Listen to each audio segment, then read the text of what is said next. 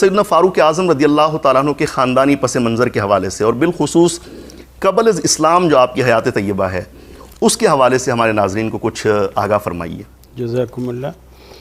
محترم سجاد صاحب، اللہ رب العالمین نے رسول اکرم صلی اللہ علیہ وسلم کو جب مبعوث فرمایا تو اس سے قبل جو عرب کے حالات تھے وہ مشرکین عرب یا مشرکین مکہ وہ اپنے آپ کو دین ابراہیمی پر سمجھتے تھے، اگرچہ دین ابراہیمی پر تھے نہیں لیکن وہ سمجھتے یہی تھے۔ انہی میں حضرت عمر فاروق رضی اللہ تعالیٰ عنہ بھی تھے، لیکن کفر جیسے جیسے اسلام کے خلاف کھڑا ہوتا چلا گیا اور سر اٹھاتا چلا گیا تو سیدنا فاروق اعظم رضی اللہ تعالیٰ عنہ بھی جب تک اسلام نہ لائے اس وقت تک کفر کے ساتھ تھے، حتیٰ کہ جب آپ کے ایمان لانے کا واقعہ آتا ہے تو آپ رضی اللہ تعالیٰ عنہ نے ایک میٹنگ، ایک اجلاس کیا کفار کا، اس میں ابو جہل بڑے بڑے سردار اس میں کفار کے موجود تھے، تو یہ طے پایا کہ جو نعوذ باللہ من ذالک رسول اقدس صلی اللہ علیہ وسلم کا سر قلم کر کے ہمارے پاس لائے گا اس کو ہم 100 اونٹ دیں گے انعام کے طور پر۔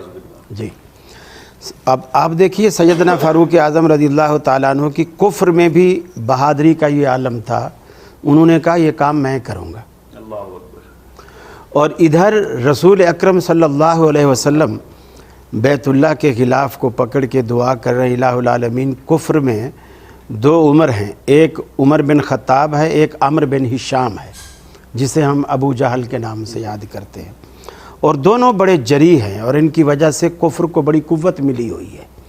ان میں سے الہ العالمین آپ نے کسی کا نام نہیں لیا، ان میں سے ایک ہمیں دے دے۔ کیا بات، کیا بات۔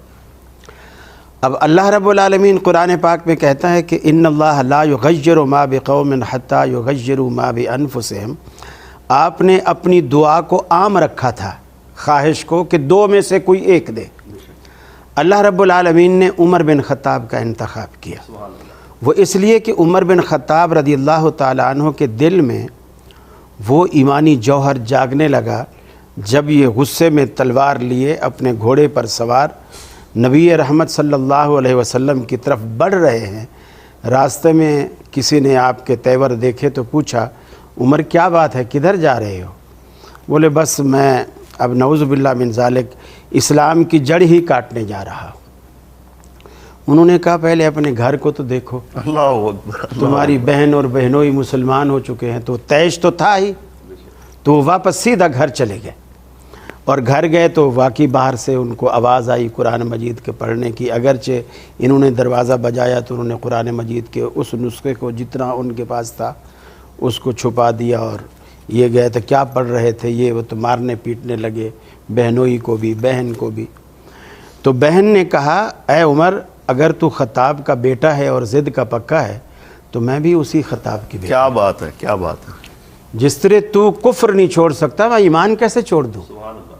تو ادھر رسول اکرم صلی اللہ علیہ وسلم کی دعا اور ادھر اللہ رب العالمین کا اس دعا کی قبولیت کے نتیجے میں انتخاب، وہ دل میں اللہ نے ایک ایسی نرمی پیدا کی کہ عمر کہتے ہیں کہ اچھا یہ بات سوچ کے کہ ایک عورت اتنی پختہ ہو سکتی ہے، وہ کیا چیز ہے جن کو اس نے اس بات پر اتنا پختہ کر دیا، مضبوط کر دیا کہ میری مار پیٹ بھی ان پہ اوپر اثر نہیں کر رہی۔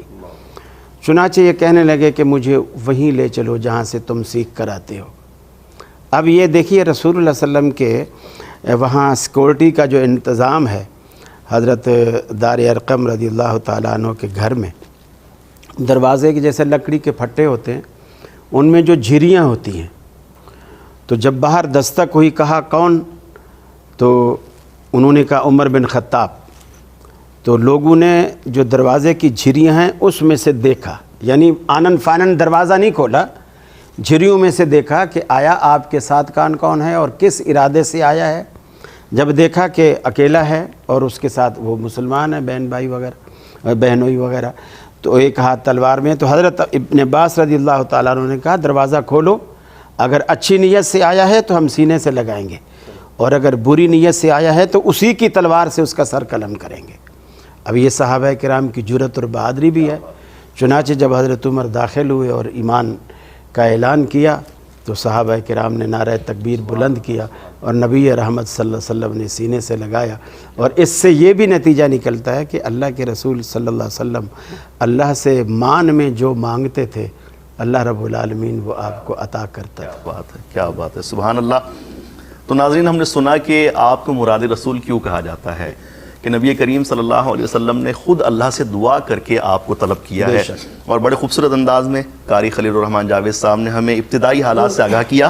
سیدنا فاروق اعظم رضی اللہ تعالیٰ عنہ کے زمانہ خلافت کو اسلام میں بڑی اہمیت حاصل ہے، بلکہ آج جدید یونیورسٹیز کے اندر مغرب میں ویسٹرن کنٹریز کے اندر جو ہے اس کو بطور موڈیول پڑھایا جا رہا ہے کہ جی جو عمر لاء تھا، جو آپ کے دور کے قوانین تھے، جو آپ کا دور تھا، وہ ایک ویلفیئر اسٹیٹ کا منظر پیش کرتا تھا، اور اتنے مختصر عرصے میں 3 بر اعظموں تک جا پہنچنا اور لاکھوں مربع میل تک جو ہے وہ اپنی سلطنت کو پھیلا دینا، اور اس کے اندر امن بھی نظر آتا ہے، عدل بھی نظر آتا ہے، دیگر خصوصیات بھی نظر آتی ہیں۔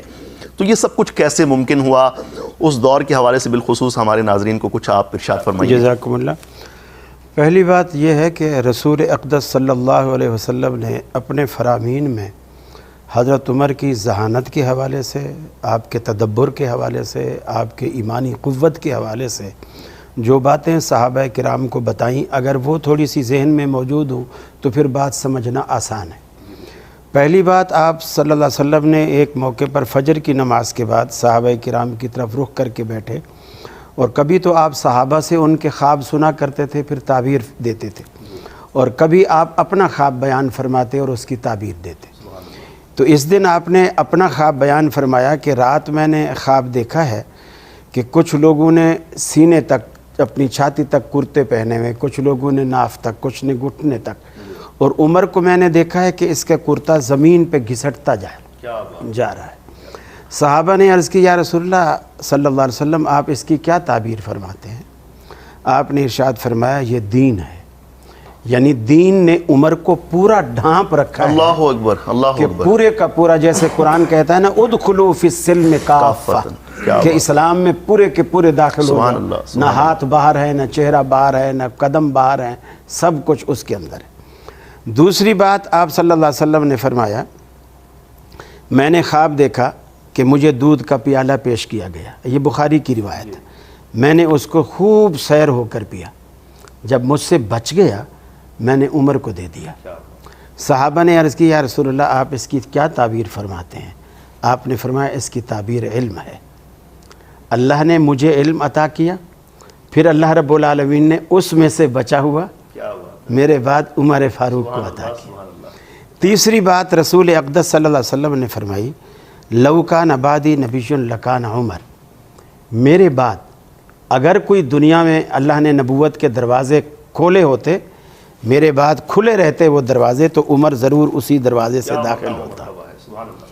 تو یہ ساری چیزیں دیکھنے کے بعد ام المومنین حضرت ام سلمہ رضی اللہ تعالی عنہ کہتی ہیں عمر بھی عجیب آدمی ہے، قرآن اترتا ہمارے گھر میں ہے لیکن بارہا عمر کی مرضی کے مطابق اترتا ہے۔ سبحان اللہ، سبحان اللہ۔ یعنی وہ ایک اللہ نے وہ ایک عقل سلیم جسے کہتے ہیں وہ حضرت عمر فاروق رضی اللہ تعالیٰ عنہ کو عطا کی تھی، اس کے مطابق انہوں نے اپنے اسی تقوی، اصل میں جو دنیا میں امن قائم ہوتا ہے نا، جب آپ ظلم کا خاتمہ کرتے ہیں، امن اللہ رب العالمین اپنے فضل سے خود بخود قائم کر دیتا ہے۔ سبحان اللہ۔ تو سیدنا فاروق اعظم رضی اللہ تعالیٰ عنہ کی جو عدالت معروف ہے، آپ نے کبھی کسی پر ظلم نہ کیا، نہ سہا، نہ ہونے دیا، نتیجے میں جو انصاف اور عدل جو دنیا میں قائم کیا، اس کے نتیجے میں اللہ رب العالمین نے امن ان کو دیا۔ پھر چونکہ ذہنی فہم و فراست اللہ نے اتنی عطا کی تھی کہ اس کے مطابق انہوں نے پورا جو آج ترقی یافتہ دور کا جو نظام اور سسٹم ہے، پولیس کا محکمہ ہے، ڈاک کا محکمہ ہے، پھر ان کی تنخواہیں ہیں، ائمہ مساجد کی تنخواہیں ہیں، یہ سارے انتظامات انہوں نے وہ کیے جو آج لوگوں کو 1400 سال بعد سمجھ میں آیا۔ یعنی قبلہ ہمیں یہ پتہ چلتا ہے کہ اولیات عمر کے نام سے بغیر ایک باب باندھا گیا ہے کہ بہت سے ایسے امور جو سیدنا فاروق اعظم نے شروع کرائے وہ آج جدید نظام کا حصہ ہیں۔ جی ہاں بالکل، آپ اسی بارے میں بتا رہے ہیں۔ جی، اور پھر دوسری بات یہ ہے کہ اتنا متقی شخص، اتنا تقوی والا شخص پھر اللہ کی مدد کیوں نہ آئے کہ ایک دفعہ سید عائشہ صدیقہ رضی اللہ تعالیٰ عنہ گھر میں بیٹھی ہیں عشاء کی نماز کے بعد، صحن میں چارپائی ڈال کے بیٹھی ہیں، اللہ کے رسول نماز سے فارغ ہو کر اندر آئے اور دیکھا تو حضرت عائشہ کچھ سوچ رہی ہیں۔ فرمایا عائشہ کیا سوچتی ہو؟ عرض کی یا رسول اللہ صلی اللہ علیہ وسلم میں نے ایسے آسمان کے ستاروں پہ نظر ڈالی تو میرے دل میں خیال پیدا ہوا کہ کیا دنیا میں کوئی ایسا شخص بھی ہوگا جس کے دامن میں اتنی نیکیاں ہوں جتنی آسمان کے دامن میں یہ ستارے ہیں؟ تو آپ فرماتے ہیں ہاں۔ حضرت عائشہ فرماتی ہیں جب آپ نے ہاں کیا تو میرے دل میں فوراً خیال آیا کہ اب میں پوچھوں گی وہ کون ہے تو آپ بولیں گے وہ ابو بکر ہے۔ سبحان اللہ، سبحان اللہ۔ حضرت عائشہ کہتی ہے میں نے تعجب سے کہا این حسنات ابی بکر یا رسول اللہ، اللہ کے رسول میرے باپ ابو بکر کی نیکیاں کہاں گئیں؟ آپ نے تو گویا یعنی ان کی نظر میں یہ تھا کہ اتنا بڑا پیمانہ ہے، اس سے بڑا پیمانہ تو کوئی ہو ہی نہیں سکتا۔ بے شک بے شک۔ تو یہ اگر عمر کا ہے تو پھر ابو بکر کا تو کوئی کھاتا ہی نہیں ہے۔ تو نبی کریم صلی اللہ علیہ وسلم مسکرا دیے اور آپ نے فرمایا عائشہ تو بھی کمال کرتی ہے، نیکیاں پوچھتی ہے ابو بکر کی اور پیمانہ بناتی ہے آسمان کے ستاروں کو۔ کیا بات۔ انما جمیع حسنات عمر کی ساری زندگی کی نیکیاں ابو بکر کی ایک رات کا مقابلہ نہیں کر سکتی۔ تو یہ دونوں واقعی جلیل القدر صحابی تھے، لیکن حضرت عمر کو ساری زندگی اسی تقوی کی بنیاد پر، نیکی میں سبقت کی بنیاد پر یہ ایک ہمیشہ کوشش اور تمنا رہی کہ میں کسی دن ابو بکر صدیق سے بڑھ جاؤں۔ ایک دن جب غزوہ تبوک میں آپ نے لوگوں سے مال منگوایا اور مال جمع کیا تو ابو بکر صدیق لائے، حضرت عمر فاروق لائے، تو آپ نے پوچھنے کا انداز بدل دیا۔ حضرت عمر کہتے ہیں میں بالکل گھر کا آدھا سامان لے کر آیا تھا اور ابو بکر صدیق کی گٹھڑی دیکھی تو میرا تو اس سے کئی گنا زیادہ تھا، اور میں نے دل میں سوچ لیا آج انشاءاللہ میں بازی لے جاؤں گا۔ لیکن اللہ کے حبیب نے سوال کا انداز ہی بدل دیا، یہ نہیں پوچھا تیرا مال کتنا ہے، تیرا کتنا ہے، آپ نے پوچھا عمر تو گھر میں کتنا چھوڑ آیا ہے؟ تو میں نے کہا یا رسول اللہ بالکل آدھا آدھا کر کے، آدھا گھر والوں کے لیے، آدھا اللہ کی راہ میں آپ کے پاس لے آیا ہوں۔ پوچھا ابو بکر تو کتنا چھوڑ کے آیا ہے؟ کہ اللہ کے رسول گھر میں اللہ اور اس کے رسول کی محبت چھوڑ کے آیا ہوں، سامان تو سارا جھاڑو دے کر لے آیا ہوں۔ سبحان اللہ، سبحان۔ تو اس دن حضرت عمر کہتے ہیں میں نے کہا ابو بکر تجھ سے میں کبھی بھی آگے نہیں نکل سکتا۔ اب یہ اخلاص بھی ہے کہ اگر دوسرے کی کسی کی خوبی ہے تو اسے دل و جان سے تسلیم کر رہے ہیں، حسد نہیں کر رہے بلکہ تسلیم کر رہے ہیں۔ تو حضرت یعنی سیدنا فاروق اعظم رضی اللہ تعالیٰ عنہ اپنے اس تقوی کی بنیاد پر، عدالت اور انصاف کی بنیاد پر اور اللہ کی طرف سے عطا کردہ ذہانت کی بنیاد پر آپ نے ملک کو خوب چلایا۔ کیا بات ہے۔ اور اس طرح چلایا کہ دنیا آج جیسے ہم بیٹھے ہوئے ان کی مثالیں دے رہے ہیں، واقعی وہ ایسے مثالی انسان تھے۔ اللہ کے حبیب نے فرمایا کہ اے عمر تو اتنا بہادر اور جری ہے کہ جس راستے پر چل نکلتا ہے شیطان وہ راستہ ہی چھوڑ دیتا ہے۔ کیا بات ہے، کیا بات ہے، کیا بات ہے۔ سبحان اللہ، سبحان اللہ۔ حضرت جیسا کہ علی طنطاوی نے اپنی کتاب میں لکھا، میں نے ابتدائی گفتگو میں بھی عرض کیا، اس کا کہنا یہ ہے کہ ہر شخصیت کو کسی ایک خاص شعبے میں کمال حاصل ہوتا ہے، لیکن سیدنا فاروق اعظم رضی اللہ تعالیٰ عنہ زندگی کے تمام پہلوؤں میں ہمیں بڑے اوج کمال پہ نظر آتے ہیں۔ تو جیسا کہ عدالت کا بھی بیان ہوا، لیکن میں چاہوں گا ذرا تفصیل سے اس بارے میں اگر آپ کچھ ہمیں بتائیں، آپ کی زبان سے ہم ان کا تذکرہ سنیں تاکہ ہمارے ایمان کو جلا ملے۔ جزاکم اللہ۔ یقیناً یہ بات درست ہے کہ سیدنا فاروق اعظم رضی اللہ تعالیٰ عنہ ایک ہمہ جہت انسان تھے جی، اور زندگی کے ہر شعبے، چونکہ یہ وہ ہستیاں ہیں جن کی تربیت خود نبی رحمت صلی اللہ علیہ وسلم نے خود فرمائی ہے۔ سبحان اللہ، سبحان اللہ۔ اور جب ہم کسی شاگرد کو کامل دیکھتے ہیں تو فوراً آدمی کا ذہن اس کے استاذ کی طرف جاتا ہے۔ بے شک ایسا ہی ہے۔ تو یہ در حقیقت یہ تعریف بھی رسول اکرم صلی اللہ علیہ وسلم کی انڈائریکٹلی ہو رہی ہے کہ انہوں نے کیسے کیسے جوہر امت کو دیے ہیں، کیسے کیسے جوہر ہمارے لیے انہوں نے مہیا کیے ہیں۔ اور یہ بات درست ہے کہ جیسا عباسی صاحب نے کہا کہ ہم تو بکریاں چرانا، اونٹ چرانا بھی نہیں جانتے تھے اور انہوں نے ہمیں کائنات چلانے کا سلیقہ سکھایا ہے۔ اور اس میں کوئی بڑی بات نہیں کہ رسول اکرم صلی اللہ علیہ وسلم نے آپ کو ایسا بنایا، اور یہی وجہ ہے کہ جب آپ عدالت لگاتے، حتیٰ کہ ایک موقع پر حضرت ابی بن کعب رضی اللہ تعالی عنہ عدالت کے جج تھے سپریم کورٹ کے، اور حضرت عمر کا دور خلافت ہے، اور حضرت ابن عباس رضی اللہ تعالیٰ عنہ نے مقدمہ دائر کیا خلیفہ وقت پر، حضرت عمر فاروق رضی اللہ تعالیٰ عنہ پر۔ اچھا، یعنی اب ہمارے ہاں تو سسٹم یہ ہے نا کہ جب آدمی اس منصب سے ہٹتا ہے تو پھر اس کی فائلیں اس کھلتی سے ہیں۔ پہلے استثناء حاصل ہوتا ہے۔ جی، اس سے پہلے استثناء حاصل ہوتا ہے۔ وہ وقت میں خلیفہ وقت موجود ہے، اپنے منصب پر ہے، کیا بات ہے، اور اس کے خلاف رعایا میں سے ایک مقدمہ کوئی شخص قائم کرتا ہے۔ کیا بات ہے۔ یہ عدالت کا یعنی انصاف کا یہ پہلو ہے۔ جب حضرت عمر فاروق ملزم کی حیثیت سے عدالت میں داخل ہوتے ہیں تو وہی ابن کعب نے اس زمانے میں بیٹھک کا جو بھی رواج تھا، کرسی تھی، موڑا تھا یا کوئی اس طرح کی چیز تھی، کسی سرکاری شخص سے کہا کہ خلیفۃ الوقت کو جو ہے پیش کرو۔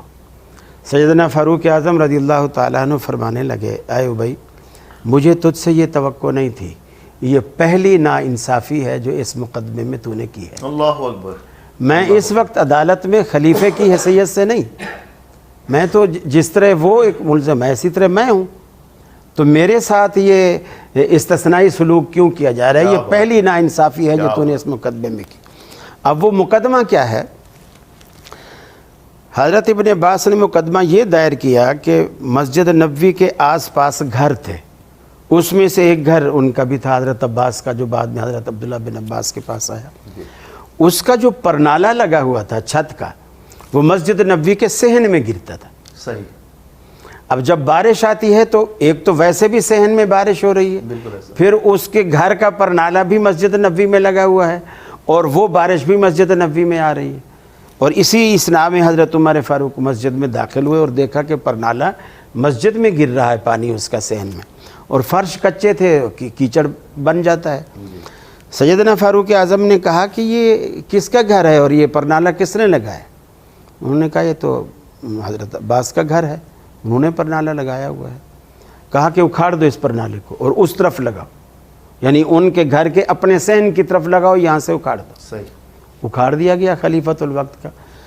جب حضرت عبداللہ بن عباس آئے اور ان کو دیکھا کہ میرا پرنالہ کسی نے اتار کے یہاں لگا دیا، تو حضرت عمر فاروق رضی اللہ تعالیٰ عنہ نے کہا کہ یہ تو نے پرنالہ یہاں لگوایا؟ مسجد کا کوئی ادب اور احترام تو نہیں؟